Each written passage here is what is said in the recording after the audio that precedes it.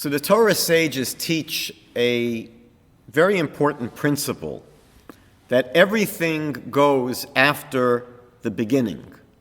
Everything goes after the beginning. The entire course of any enterprise is determined at the beginning. The beginning is the conception, where the blueprint sets the direction for everything that will follow in the future. In a new life, the genetic code lays out the course of development that will follow in the fetus as it grows up into young adulthood and adulthood. Development will follow and will all flow from the beginning. Because of this principle, the beginning is the most sensitive and most critical stage, and everything flows from it. So, for example, if a rocket ship is a fraction of an inch off course at launch, it may end up thousands of miles away from its intended destination. Or a small injury to a teenager will normally not be a big deal, and they will soon recover. But any injury, when the fetus is developing, can be catastrophic. The Torah has countless illustrations of this principle at work. For example, Rosh Hashanah, the Jewish New Year, is a time when we are judged, and the entire course of the coming year is set. Now, appropriately, Rosh Hashanah is the anniversary of the creation of the first humans. On this first day of the year, we have the potential to recreate ourselves and forge a new beginning that will determine what our lives will be like in the coming year. Nachmanides often discussed another example of this principle, the idea of Ma'aseh Avot Siman Libanim, the idea that what happened to the patriarchs in the book of Genesis will play out in the lives of their descendants throughout history.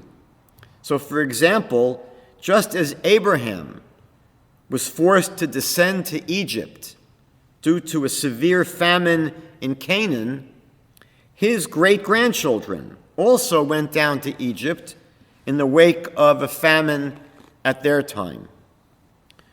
Now we see a fascinating example of this principle, the critical principle of the importance of beginnings in the life of Moses. Following the debacle of the golden calf, Moses desperately pleaded with God to forgive the Jewish people. And seeking divine compassion, Moses implores God, "I beg you, please, show me your glory."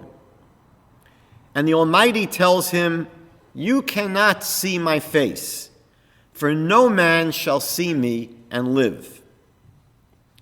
The Talmud in Tractate Brachot 7a provides an intriguing background to this incident. When Moses first encountered God at the burning bush, Moses did not want to gaze upon the unusual sight. The Torah says that Moses hid his face. And according to the Talmud, when Moses asked God to show him his glory, God responded, "When I wanted to, you didn't want. Now, when you want to see, I'm not willing to show you." Now, on its surface, this seems like God is being petty or even spiteful.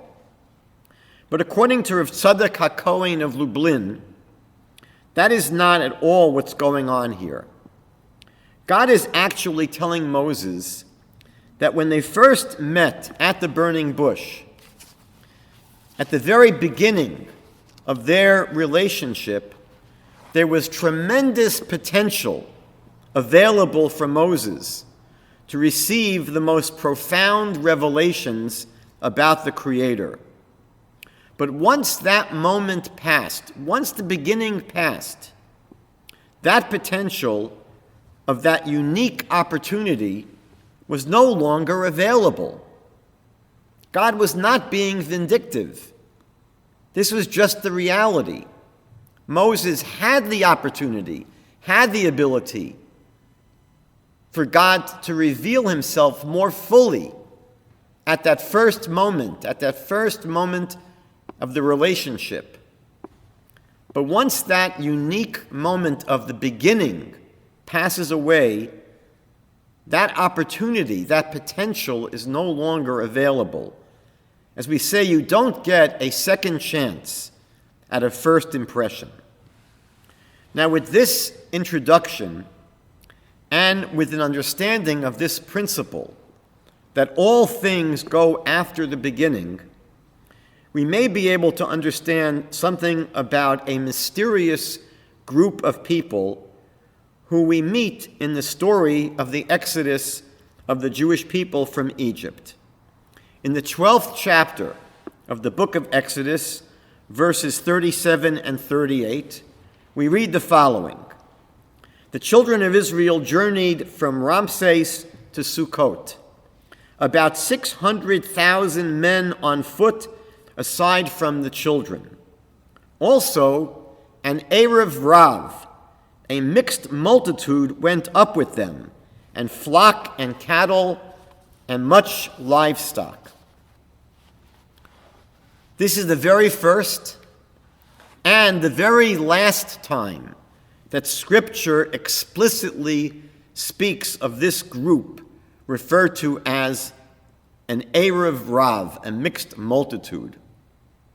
So who exactly were they? And what became of them?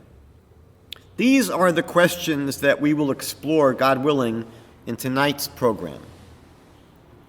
The word Erev has the meaning of a mixture, and Rav means a large number. And this is why the most common translation of Erev Rav is mixed multitude. Some see this referring to a large mixture of Egyptians.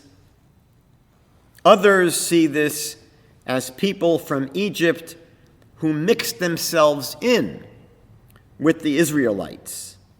And this may include Egyptians who had intermarried with Hebrews. Rashi, the great French biblical commentator from 1,000 years ago, sees the Erev Rav as a mixture of different peoples, not only Egyptians, who sought to join the nation of Israel. Philo of Alexandria suggests that they may have included people who were serving as slaves in Egypt or prisoners of war in Egypt. Some commentaries say that the Erev Rav were the intelligentsia of Egypt, their sorcerers and their magicians. And initially, these people sought to oppose God by replicating the miracles that Moses performed, including some of the plagues that God had initiated in Egypt.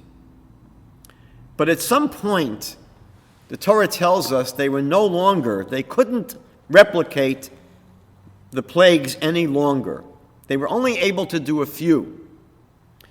And so with each succeeding plague, they came to appreciate the greatness of the Creator.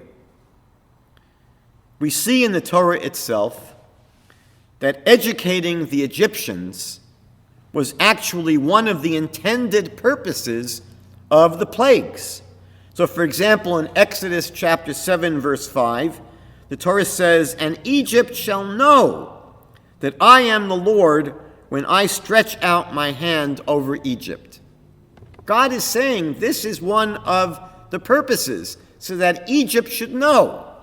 And then in Exodus chapter 9, verse 14, God says, "For this time I shall send all of my plagues against your heart upon your servants and your people, so that you should know that there is none like me in all of the world. There was supposed to be an educational component to the plagues, and apparently these sorcerers and magicians may have gotten the message. Now, how many people were included in this mixed multitude? Scripture does not quantify, other than indicating it was a large group. It's a mixed multitude. Opinions, however, range widely from about 240,000 Erev Rav up to several million. Now, we should point out that when the Israelites left Egypt, the Torah says in Exodus chapter 13, verse 18, that they went out chamushim. They went out chamushim from the land of Egypt. What does this mean? So Rashi translates this word as armed. They left Egypt armed. We know that later on in the desert they fought battles against the Amalekites, for example. So they came out of Egypt with weapons. However, Rashi also cites a secondary understanding of this word from the word chamesh. Chamesh means 5. And Rashi says that this would mean that 1/5 of the Israelites left Egypt. They went out chamushim, which means 1/5 went out from the land of Egypt. Only 20% of the Jews were worthy of being redeemed. According to this midrash, 80% of the Israelites perished during the plague of darkness. They didn't have sufficient faith in God to merit being redeemed. Now, while the majority of Egyptians also did not really learn the intended lesson of the miraculous plagues, the Erev Rav seemed to have absorbed something. Rabbi Eli Monk, in his commentary to the Bible called Kol HaTorah, describes how the Zohar, which is the foundational work of Jewish mysticism, teaches that Moses wanted to lead the Erev Rav into a stronger faith and deeper relationship with God. This was Moses' intention. However, the Zohar teaches that God warned Moses. God warned Moses that this mixed multitude did not have the moral strength to withstand the trials and tribulations that Israel would be facing in the wilderness after leaving Egypt. Moses, however, out of his deep idealism, persisted. He felt that these people would not weaken in their commitment to God. And Rabbi Monk explains that Moses believed that this was going to be the fulfillment of God's promise to Abraham in Genesis chapter 15. It says there, God says to Abraham, "Know with certainty that your offspring will be aliens in a land not their own, and they will be enslaved and they will be oppressed for 400 years. But the nation that they will serve, I will judge, and afterward they will leave with great treasure." As Moses understood it, this meant spiritual treasure, which would be converts to the spiritual path of Israel. Moses understood that God's blessing to Abraham, that the Israelites would leave Egypt with great treasure, Moses understood that meant they would leave with people joining them in their commitment to God. Moses saw this as the Erev Rav, as the mixed multitude. Rabbi Monk suggests that Moses probably even had a soft spot in his heart for converts, since the daughter of Pharaoh, who rescued him as a baby, had embraced the destiny of the children of Israel, and because his own wife, Tzipporah, was a convert. Another suggestion is that Moses wanted to accept this mixed multitude to fill the void left by the deaths of 2,400,000 Jews during the plague of darkness, that 80% who did not leave Egypt.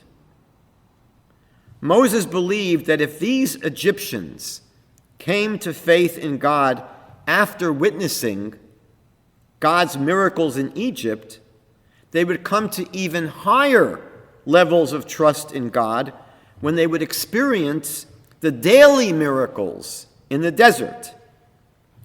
However, as we know, God was obviously right, and the confidence that Moses had in the Erev Rav was ultimately misplaced.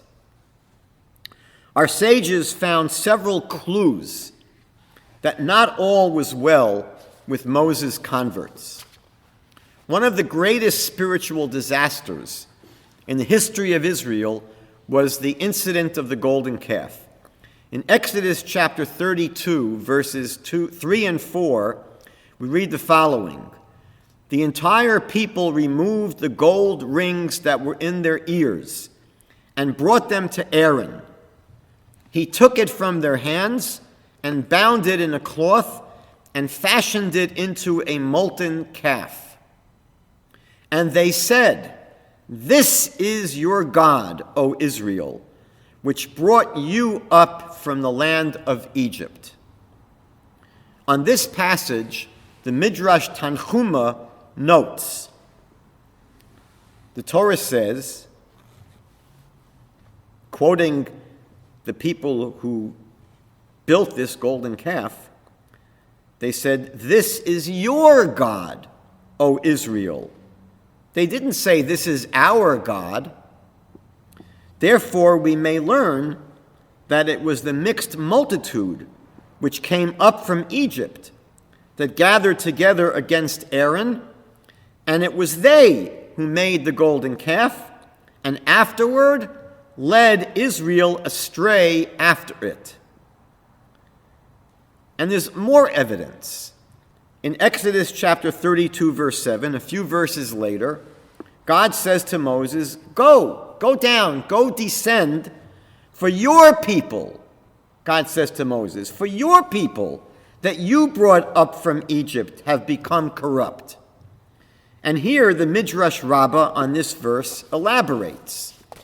The Midrash says, God did not say, "The people have become corrupt." God said to Moses, "Your people have become corrupt." And Moses exclaimed, "Master of the universe, why do you call them my people?" And God replied, "They indeed are your people. For when they were still in Egypt, I told you that I will bring forth my people, the children of Israel. Did I not tell you not to allow the mixed multitude to go with them? But you, being humble and righteous, responded to me, 'Those who repent must always be accepted.' But God said, 'Moses, I knew what they would do in the future. But I didn't tell you that because I didn't want to change your mind. So I allowed you to fulfill your wish. And the result was that it was just these people, your people, Moses, who made the golden calf, for they had been idol worshippers before.'" So according to these midrashim, God knew that the Erev Rav did not have the right stuff to become part of the nation of Israel. As we mentioned earlier, the Torah only speaks explicitly about the Erev Rav once. But our sages, as we have just seen, found their footprints elsewhere. Another occurrence is in the book of Numbers, chapter 11, verse 4. There it says, the asafsuf that was among them cultivated a craving, and the children of Israel also wept with them, and said, who will feed us meat? Now God had been providing manna each day, a supernatural food from heaven, to nourish the people in the desert. And God was furious about their complaining now.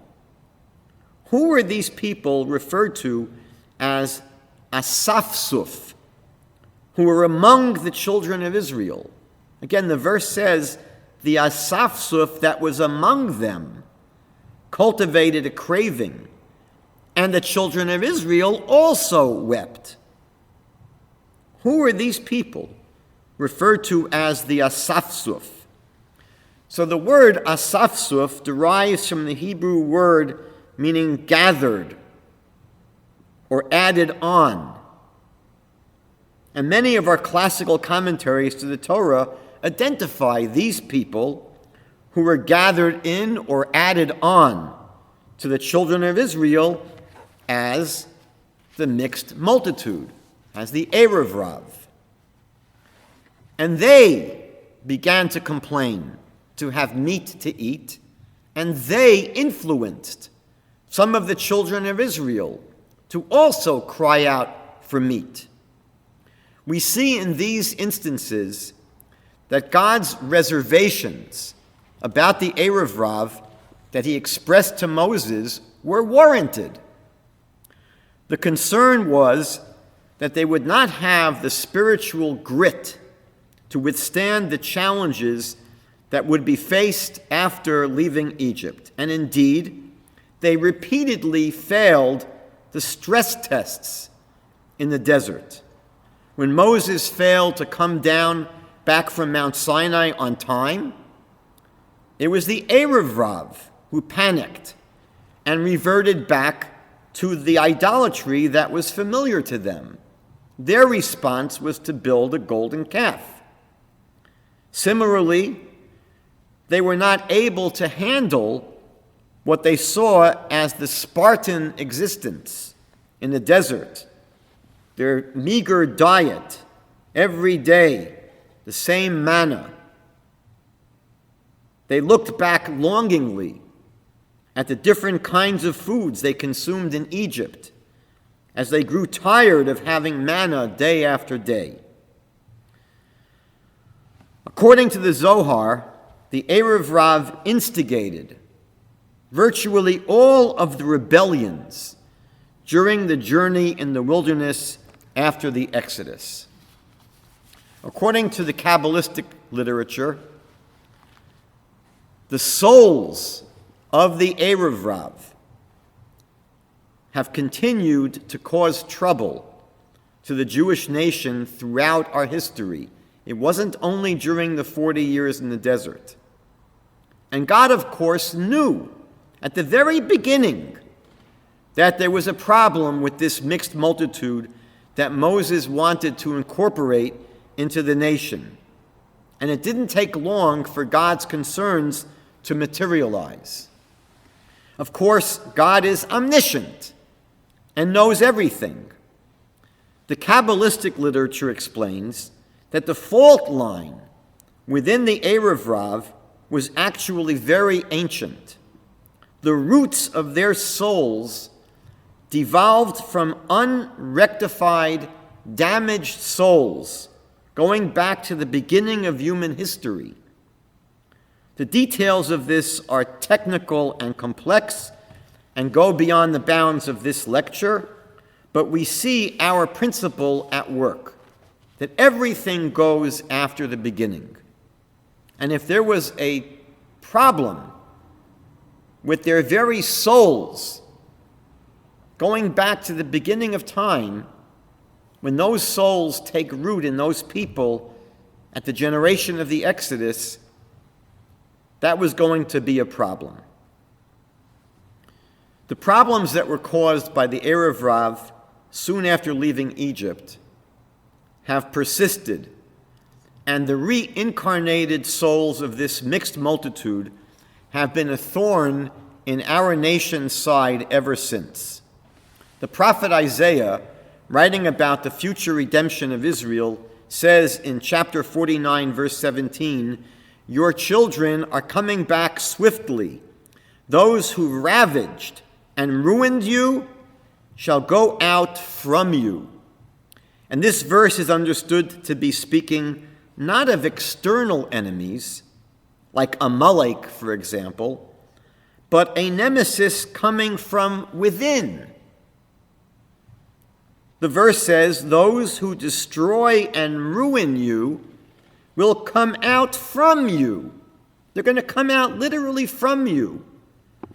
The danger coming from within is often far more perilous than an external danger.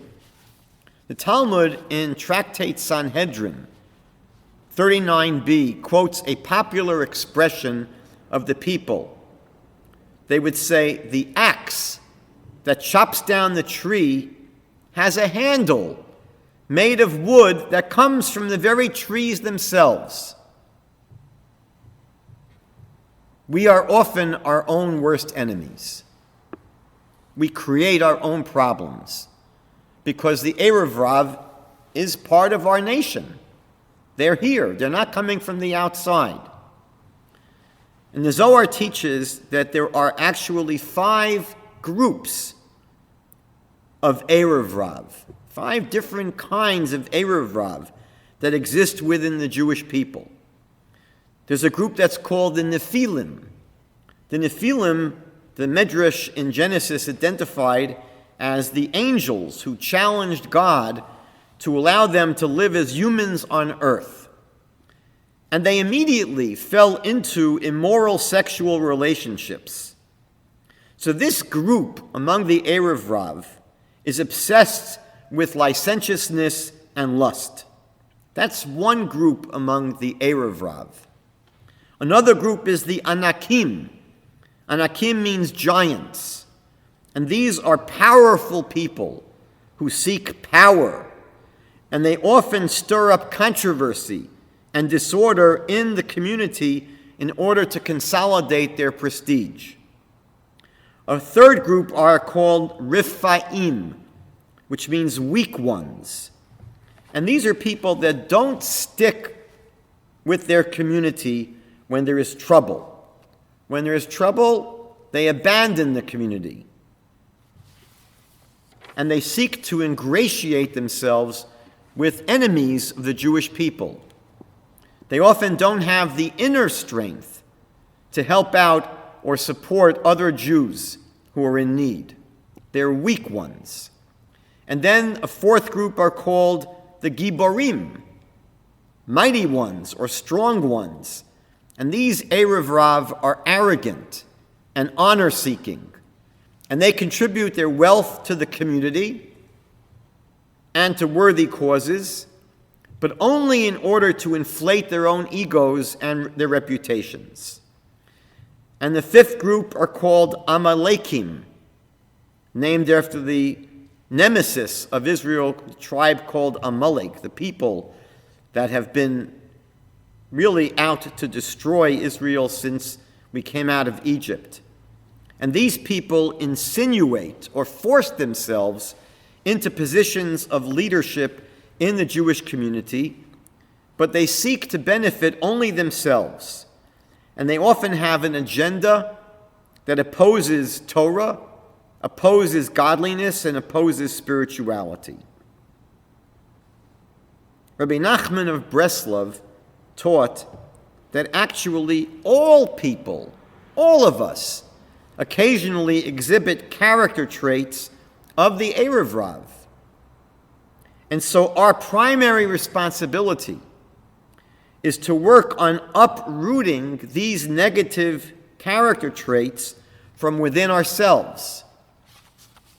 According to our mystical literature, the Erev Rav will make its presence felt and will have the greatest negative impact on our nation in the period preceding the final redemption, and the Messianic utopia.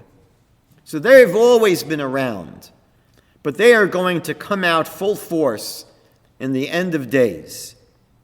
And our sages describe this trying period of the end of days as the birth pangs of the Messiah. But just as these birth pangs lead to an ultimate age of bliss, the Kabbalists paint a picture where ultimately the souls of the Erev Rav themselves will finally have their rectification. According to Rav Kook, the first Ashkenazic chief rabbi of Israel in the 20th century, it will even be revealed at that time, at the climax of history, that Moses' decision to incorporate the Erev Rav into the nation of Israel was ultimately for the best.